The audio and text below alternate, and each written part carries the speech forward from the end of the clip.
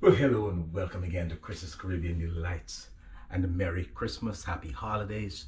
Um, and today I'm going to bring to you another Christmas recipe, a Christmas cake recipe. It's my ultimate black cake recipe.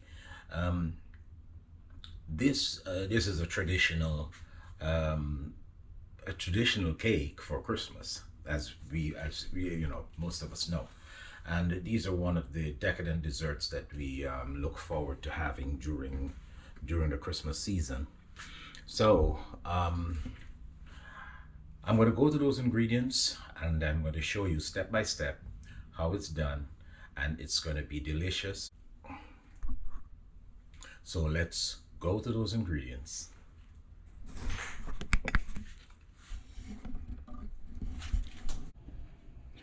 So first of all, as I always say, prepare your pans. I have three 8-inch pans here that I buttered and floured so that the cake wouldn't stick. And I have two 9-inch pans in the back there. I don't think I'll need them, but I just have them out. And just in case I need them, I need one of them, I'll just quickly flour and butter that. But prepare your pans ahead of time. And also preheat the oven. Preheat the oven to 350. As a matter of fact, you just need, for this cake, we need 275 right now to begin with. 275, and we'll just leave it there. Let it heat up to 275. Preheat that oven, and we'll go to those ingredients, the rest of the ingredients that we need. Well, already in the stand mixer, I have the sugar. I'm going to list those measurements in the description box below. The sugar and the butter, the softened butter and the sugar has been blending for a little bit, and brown sugar takes quite a while to disintegrate, to melt, or to incorporate into butter. So it's been going for a while. I'll put that back on, and then I have 12 eggs here. I have here 12 eggs because I'm making a larger batch of cake. I'm making a few cakes. So, but I'll put the measurements, the regular measurements, in the description box below. Now, we'll add the eggs one at a time, and I'll add them two at a time, and just have the mixer, turn the mixer on again. Okay. Just turn that mixer on. And let those eggs go for a little bit. Let it all get incorporated. And then we'll be back to this. And over here, I have the rest of the ingredients. I have here 4 cups of flour. It's a double batch I'm making, as I said before. I have two oranges zested. I have 1 tablespoon of clove powder, and I have 1 tablespoon of ground nutmeg, and I'll need 4 teaspoons of baking powder, some allspice, some molasses, with 2 tablespoons of molasses. We'll also need some angostura bitters, just a splash. And I have my mixed baking spice here, which I'll put maybe 2 teaspoons in there. And vanilla essence. And this is burnt sugar, which gives it that dark color. So you just need a very little of the burnt sugar, and you're going to use some molasses along with that. And the star of the show back here is the fruits that I marinated. I soaked in some wine and rum that I did the last video of. And if you can see that, how nice and moist it is. So this is the star of the show. That's what's going to go into the cake, make it that decadent dessert. So we'll just continue with our our stand mixer, and we'll continue adding our ingredients as the eggs get incorporated into the sugar.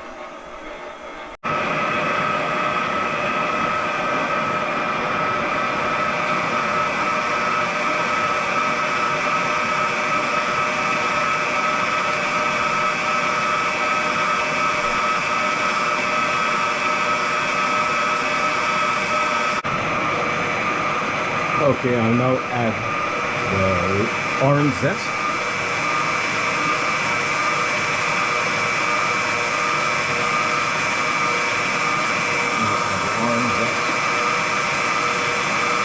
It's the zest of 2 oranges. The zest of 2 oranges. All my eggs are in there. So all the eggs are in there, so now I have the orange zest.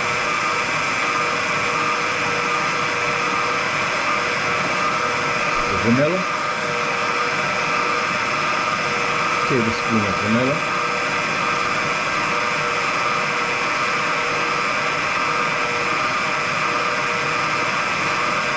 Add my clove powder.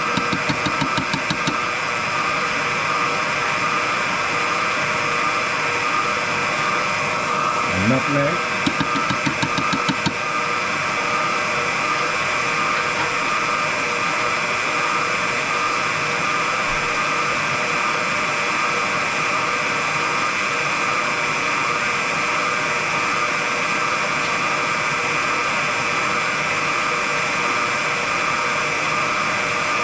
Mixed baking spice.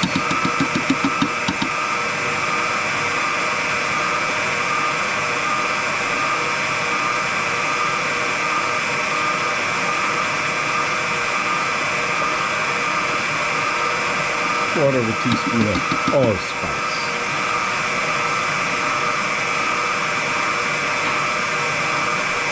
So all my spices are in there. We're going to let that go for a while. And we'll be back. So moving right along, we'll start to add some other aromatics here.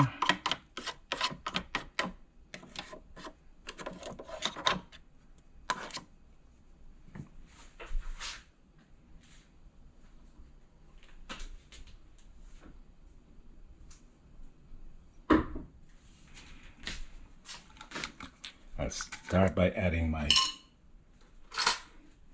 2 tablespoons of molasses. My 2 tablespoons of molasses.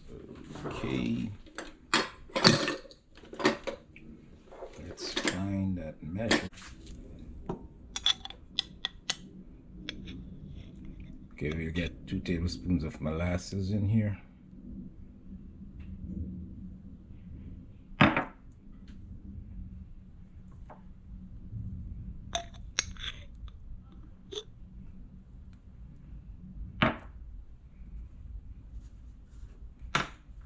Then we'll get our angostura bitters. I have flavored angostura. I have an orange flavored angostura. And I have a lime, I think. I have to check. But the orange flavored angostura would be perfect.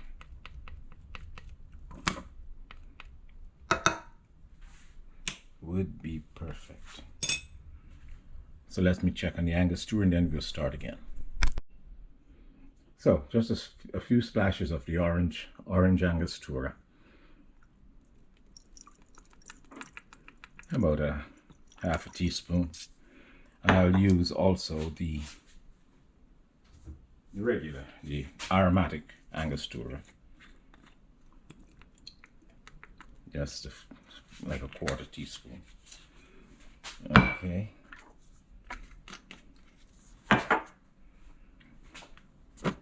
So now we'll go shut this down and let that go for a while. And then we're almost ready to put our dry ingredients in, the flour, the baking powder, and stuff like that.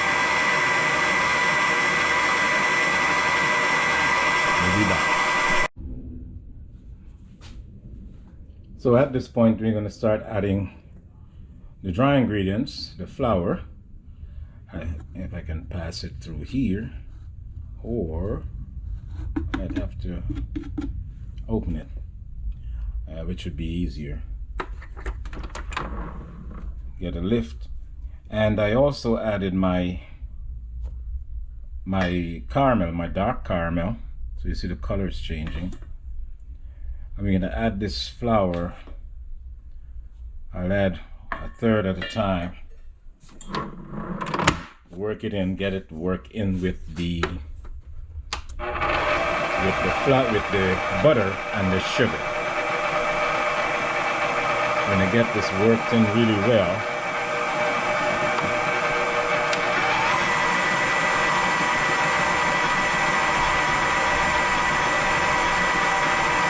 the wonderful aroma coming from the mixer.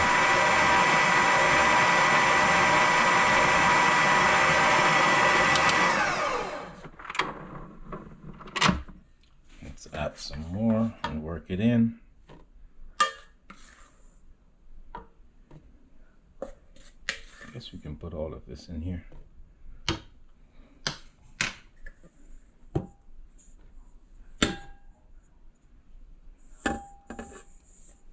Okay, so that's all in there. Now this, we're going to work this for about 5 minutes so that it gets incorporated into the flour, into the butter. And just get those sides down, scrape down the sides.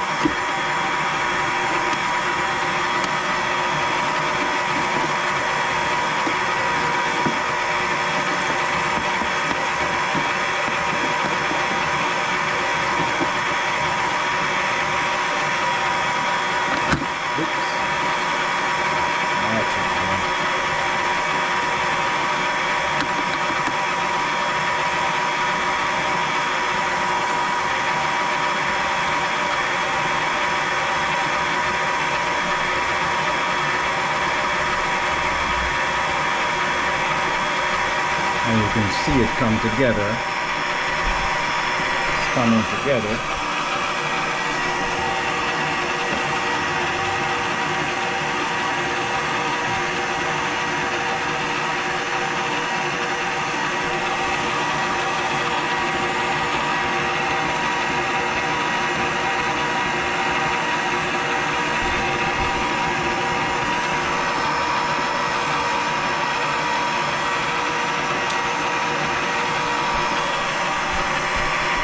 And we'll see if we need it a little darker. We're going to put the fruits in there. That's going to make it a little darker.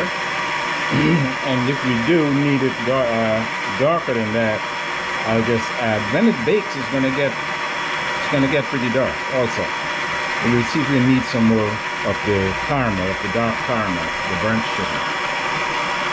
So let this go and work into the butter, and we'll be back. Okay guys, I'm now ready to put the fruits in there, and then we'll see how or what color we're getting.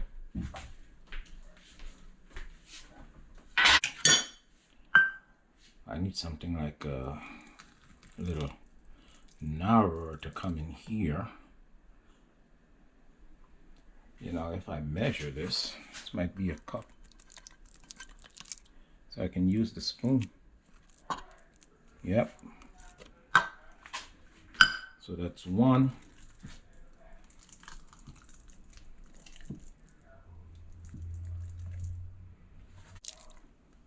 6, 7,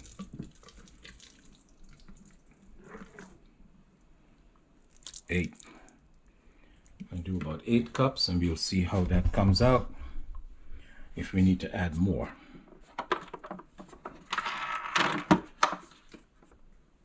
Go to a slow. Come on now.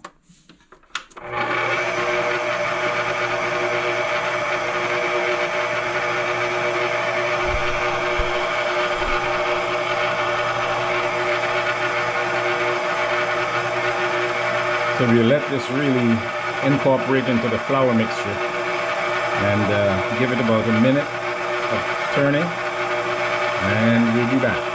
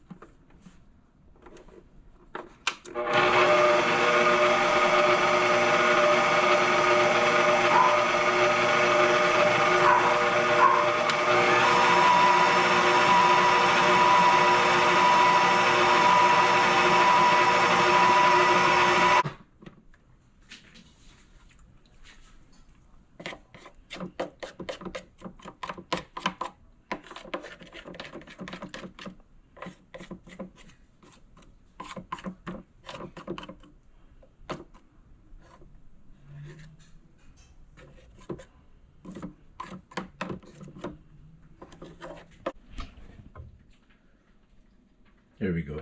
This is after about an hour.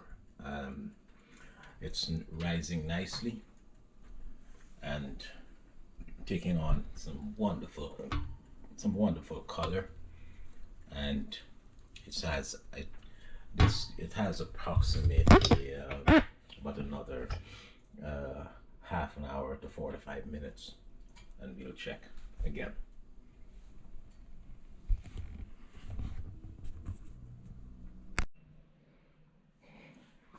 And so the cakes are finally out of the oven, and the final traditional procedure has to be performed, which is dousing them and soaking them with the liquor and with the rum and the port wine. So here I have some Taylor port, that's the same port that I actually did the fruits in, and some Bacardi, and we just soak the cake with the Bacardi.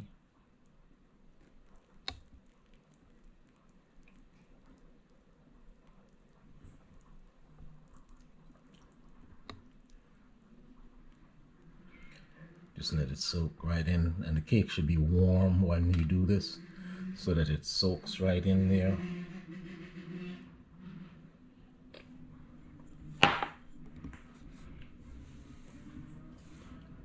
And a little Taylor port also. And once you put it in your containers, you can continue dousing them at least once a week and let them soak. So there we are, our Christmas rum cake, or the ultimate black cake for Christmas. And it's nice, decadent, and delicious. Bon appetit. Merry Christmas to you all. Thank you for watching.